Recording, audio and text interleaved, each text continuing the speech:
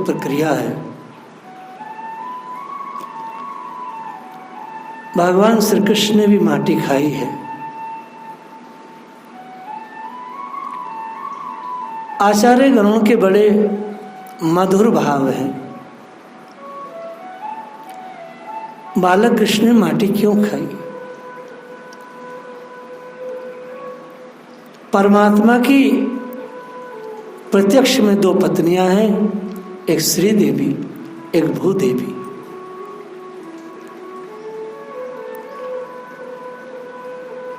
भूदेवी तरस रही थी भगवान के लिए।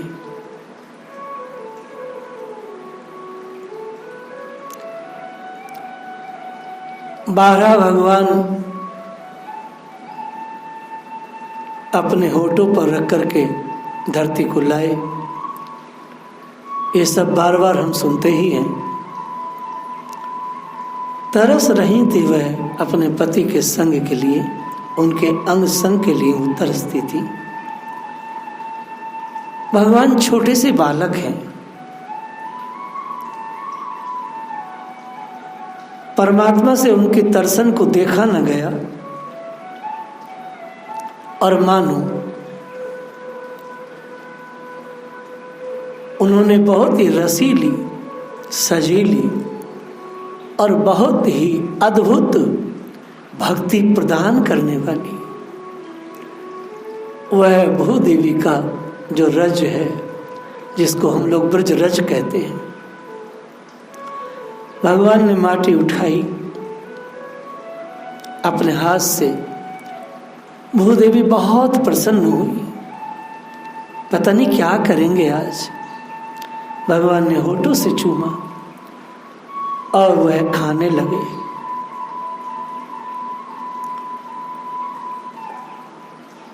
जब खाने लगे तो सबने देखा कि बालक कृष्ण माटी खा रहे हैं।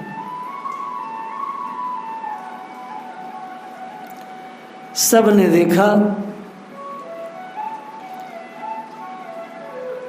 दाऊ जी ने भी देखा, छोटे से ठाकुर जी हैं।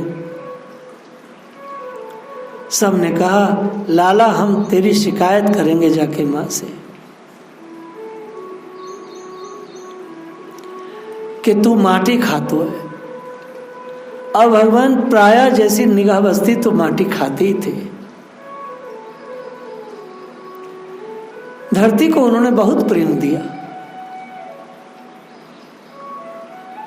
मैया के पास जब सब लोग लेके गए, सब ने शिकायत की, मैया या को बड़ी बुरी कुटेव लग गई है, या ने माटी खाई है। भगवान ने कहा, मैया मैंने माटी नहीं खाई है। मैं माटी क्यों खाऊंगा? मैं तो माखन खाता हूं।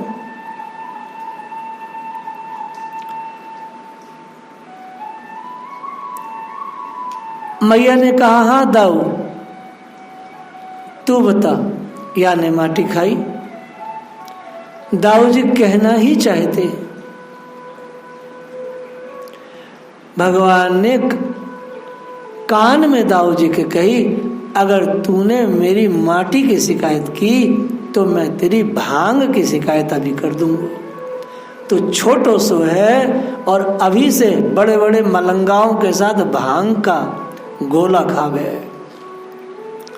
दाऊ जी ने विचार किया कि यदि मैंने ये कह दिया कि याने माटी खाई हो, याने ये कह दी नो कि याने ये भांग का गोला रोज खावे, तो मैया याए छोड़ के मुझे कूटने लगेगी।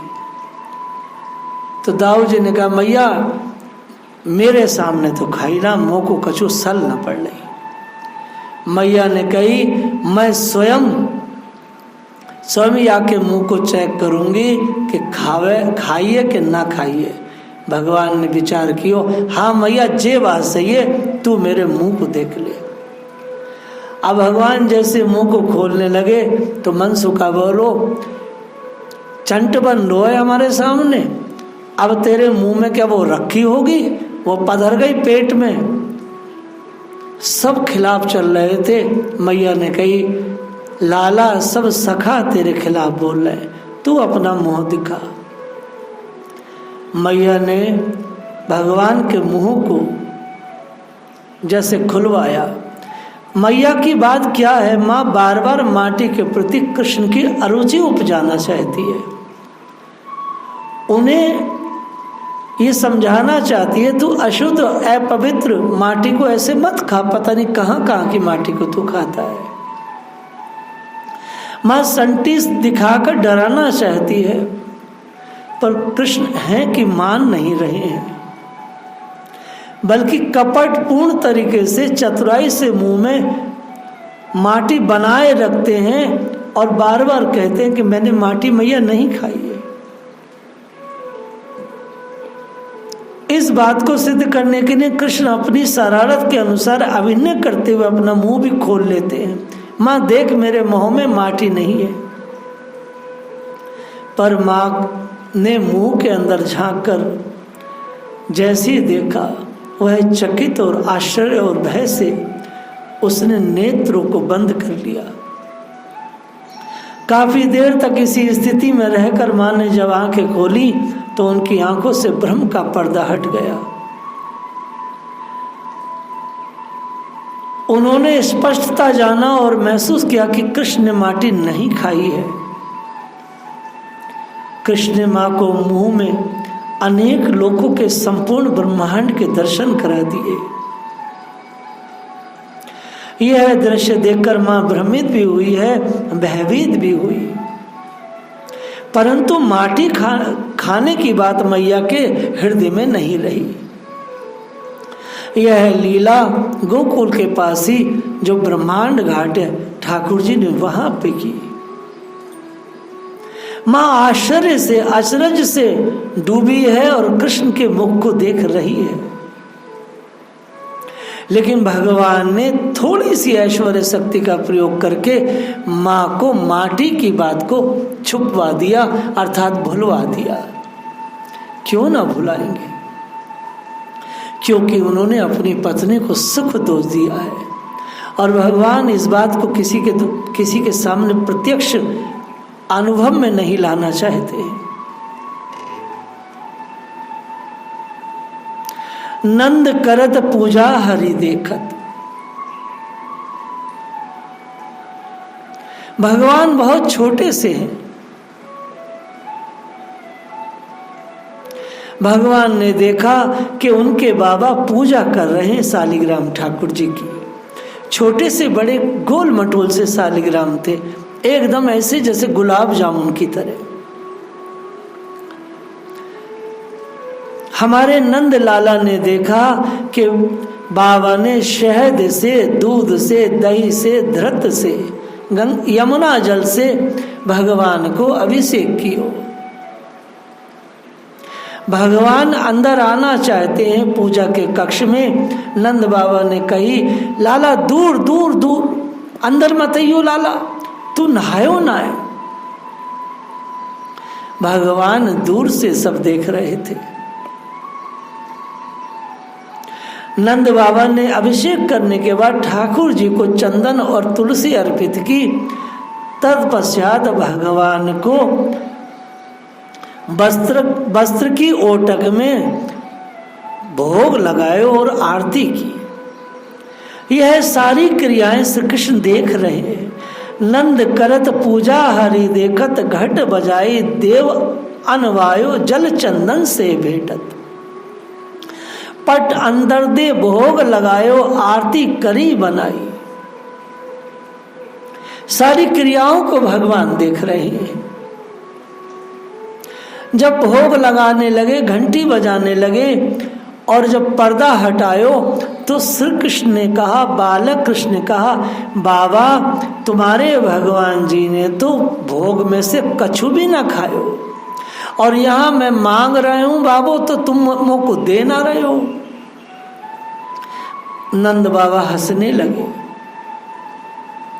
नंद बाबा को इस तरह की बातें करके श्री कृष्ण उन्हें रस दे रहे हैं।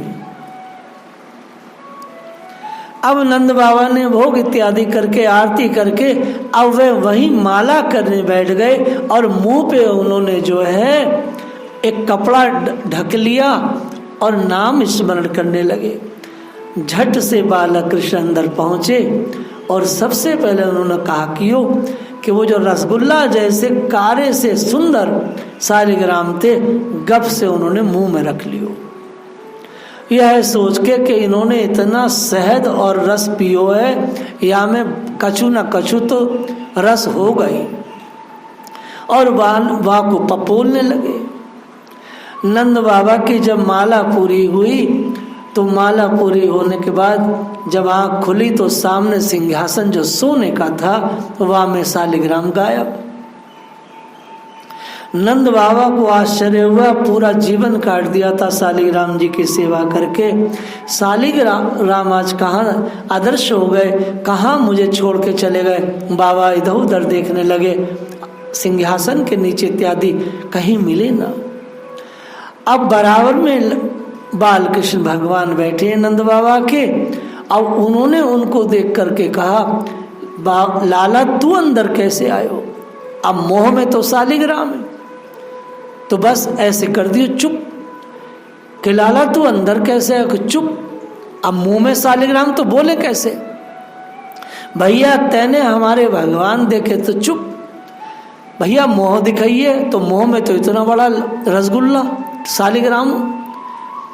तो बाबा ने जैसी गाल पे गुच्चा मारो तो शालिग्राम झट से बाहर निकल गए और बोले, रे भैया, अरे महिर देखो तो सही है, कहा करो याने तो भगवान जी खा लिए, भगवान खा लिए। ऐसे पूरा कौतुक नंद बाबा ने बताया। फिर यमुना स्नान करने गए, क्षमा मांगी और प्रायश्चित पूजा किया, और महिर से बोले कि अब इसको आने मत देना। नंद बाबा ठाकुर जी से बोले, लाला कोई भगवान खाने की वस्तु है, कोई ऐसे खामे, इनकी तो पूजा हो, इनका स्मरण हो। इस प्रकार की लीलाएं करके बाल कृष्ण भगवान अपने मैया बाबा को असीम सुख प्रदान कर रहे हैं।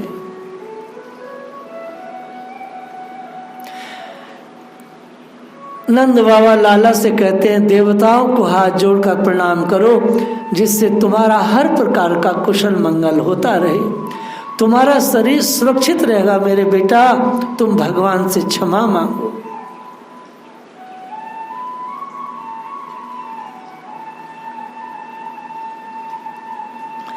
आज नंद बाबा माँ यशोदा से एक बात कहते हैं, इतनी बड़ी गलती की श्री कृष्ण ने, लेकिन नंद बाबा ने भगवान को कभी कुछ नहीं कहा।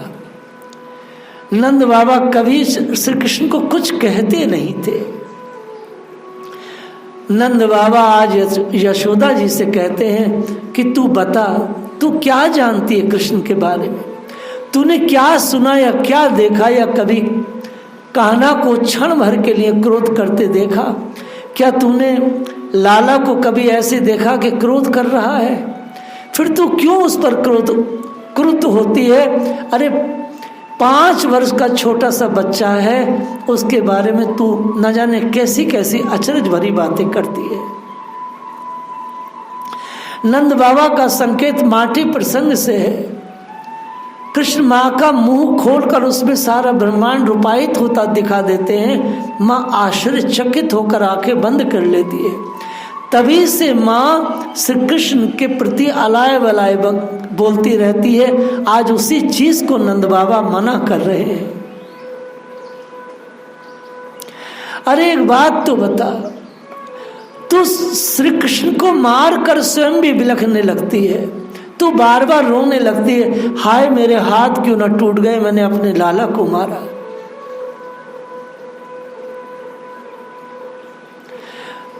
नंद बाबा कहते हैं, कृष्ण तो बहुत बेचारे, बहुत ही कोमल शरीर के हैं, बेकार का दोष लगाकर तू उनके उस बालक के प्रति संठी का प्रयोग मत किया कर। नंद बाबा के इस भाव को ठाकुर जी ने खुद अपनी आंखों से, अपने कानों से सुना और आंखों से देखा। लगे हाथों भगवान ने भी मैया से नंद बाबा के सामने एक बड़ी सुंदर बात कही। मैयारी मोही माखन भावे, जो मेवा पकवान कहती तू मोही नहीं रुचि आवे। ब्रज जुप्ती पाछे ठाड़ी सुनत श्याम की बात, मन मन कहती कबहू अपने घर देखो माखन खात।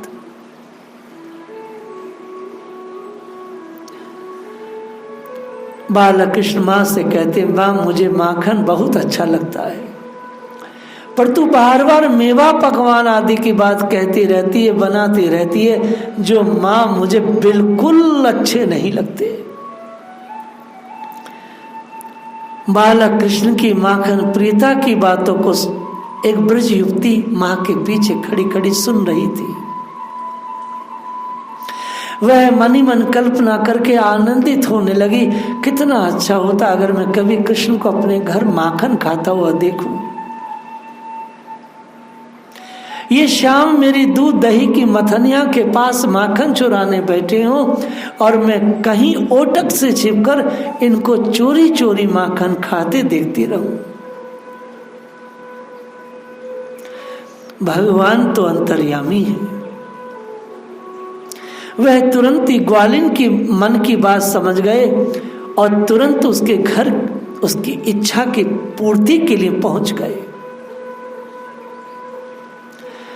वास्तव में भगवान ऐसे हैं, जब कोई हृदय से उनका आह्वान करता है, उन्हें देखना चाहता है, उनसे बात करना चाहता है, उन्हें कुछ देना चाहता है, अपने जीवन को समर्पित करना चाहता है, तो श्री कृष्ण सहर्ष उसको स्वीकार करते हैं। भगवान की तरफ से जरा सी भी देर नहीं है, देर तो साधक की तरफ से है, ठाकुर की तरफ से जरा सी भी देर नहीं है।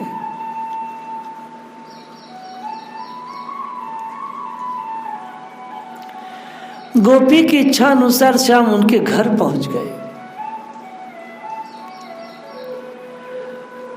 बालक कृष्ण द्वार पर कोई नहीं है, इधर उधर भली प्रकार देख झांक कर भीतर चल पहुंचे। गोपी ने जब कृष्ण को आता हुआ जान लिया तो स्वयं छिप गई। श्री कृष्ण सोने घर में मथनिया के पास चुप साध कर बैठ गए।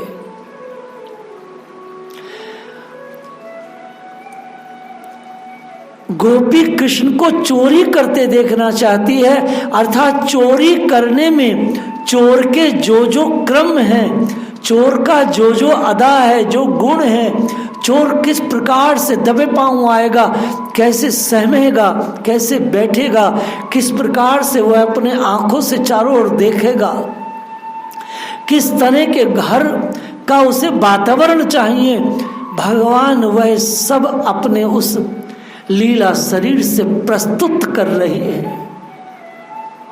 भगवान चोर की तरह चारों ओर देख रहे हैं। भगवान चोर की तरह बहुत दबिश कदमों से चल रहे हैं। भगवान चोर की तरह बड़े सहजता से बैठ गए। भगवान डरने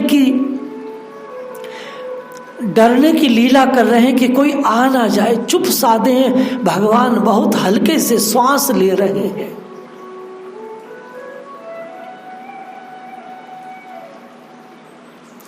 और ये सारी चीजें उस गोपी बहुत ही छुप कर खम्भे के पीछे से देख रही है। माखन को लेकर के ठाकुर जी खाने लगे। वे माखन कहाँ रखा है? एक मणि में खम्भ से के पास वो रखा था। और ठाकुर जी ने जब अपने प्रतिबिंब को देखा और दूसरे बालक को समझकर उससे बड़ी चतुरतापूर्वक बोले, भैया आज मैं पहली बार चोरी का माखन खाने आया हूं। जैसा कि मुझे लगता है तू भी आज पहली बार हमारे साथ हमारे जैसा ही निकला है। आज हमारा तुम्हारा अच्छा साथ बनेगा भैया।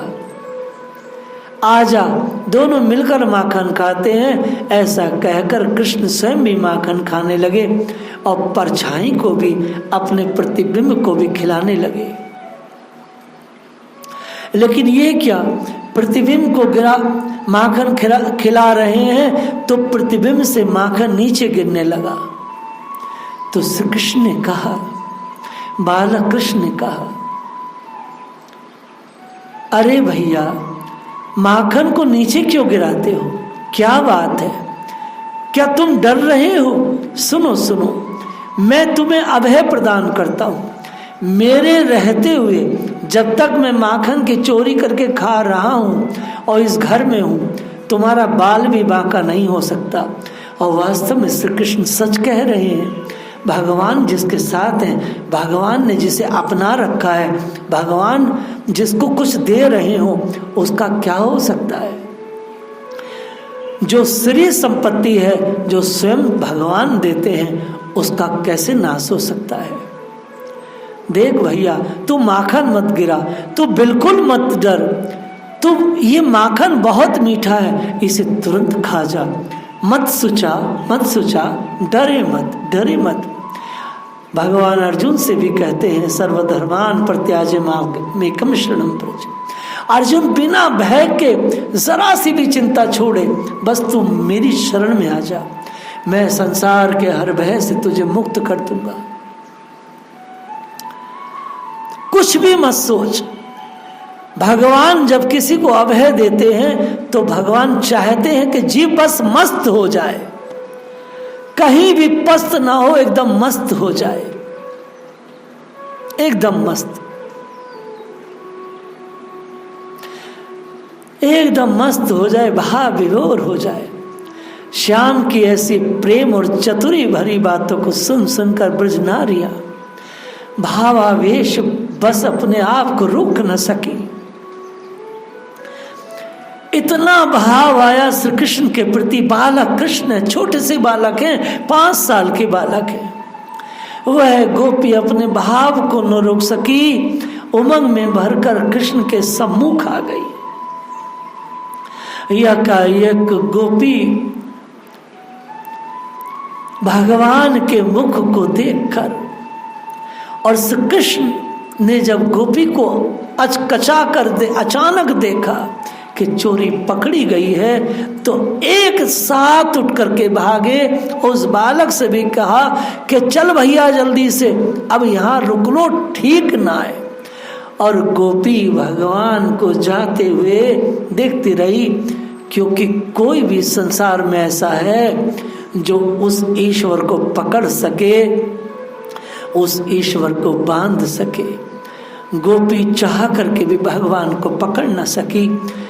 उसकी चाहत हृदय में रह गई कि अंक से भर करके मैं जब तक न छोड़ूंगी, जब तक कि अपनी साध न मिटा लूं। करोड़ों करोड़ों जन्मों की जो जलन है, वो लाला को अपनी छाती से भर करके जब तक न मिटा लूंगी, तब तक मैं छोड़ूंगी नहीं। परंतु बालक कृष्ण हाथ न आए। इस लीला को देवता देखते हैं तो आश्चर्य में डूब जाते हैं। जय श्री राधे। भैया कथा सुन रहे हो तो बस मेरा तो एक ही, मुझे आप कथा सुनते हैं तो एक ही दक्षिणा दो, बस मेरी कथा को आप शेयर जरूर किया करो। जय श्री राधे।